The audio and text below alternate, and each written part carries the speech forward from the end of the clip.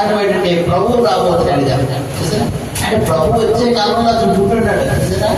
అంటే యేసయ్య అద్భుతం చేయాలంటే అసలు పుట్టుకుట్టువాడే ఉండాలంట.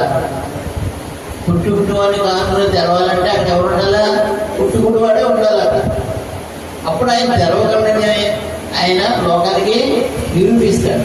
అంటే ప్రభు నిమిత్తం అతను పుట్టాడు. ఎలా పుట్టాడు? పుట్టి గుడ్డివాడిగా పుట్టాడు.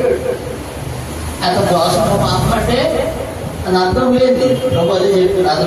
అతను పాపం చేయలేదు, అతని దగ్గర కూడా పాపం చేయలేదు.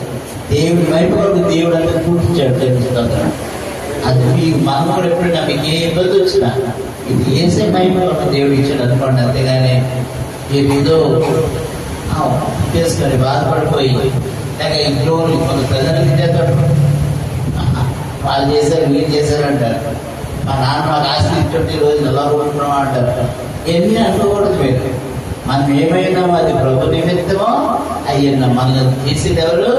ప్రభు. మనల్ని నడిపించేది ఎవరు? చేసే. ఆయన చిత్తం అయితే మనకి ఈ స్థితి ఉండదు. ఆయన పెట్టాడు. ఆయన ఇష్టమైతే పొద్దున్నానికి మనం ఎవరు? ఆయన ఏది ఇచ్చినా దాన్ని స్వీకరించి అంగీకరించి ప్రభా నీకు వందనాలు, నేనున్న స్థితిలో నీ కొరకు నేను ఏం చేయాలి, నన్ను నడిపించాను.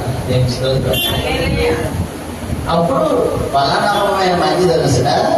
ఈ కొద్ది వాటిలో నువ్వు నమ్మకం ఉన్నావు, నేను గొప్ప వాటి మీద నేను నియమిస్తానంటాడు.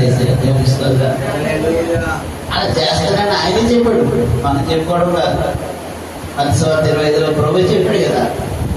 కనుక అదే నెరవేరుతుంది పొద్దున్న జరిగేది కూడా. అందుకని మనం ఏమైనామని లోపం వైపు చూసి మనము అధైర్యపడవద్దు. యేసయ్య వైపు చూసి మనం ఏ స్థితిలో ఉన్నాం దానిని ఆయన మహిమాత్రమే నడిపించగలిగే వాడుకునే దేవుడు యేసుక్రీస్తు ప్రభువారు.